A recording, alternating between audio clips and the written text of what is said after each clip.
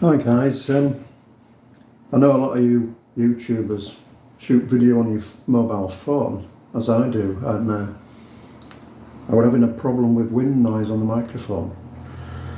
And I found this product online, which is a wind muff that goes over the microphone on your mobile phone, like thus, and seems to work really well. I tried it out last weekend while I was metal detecting, and like I say, it seems to work really well.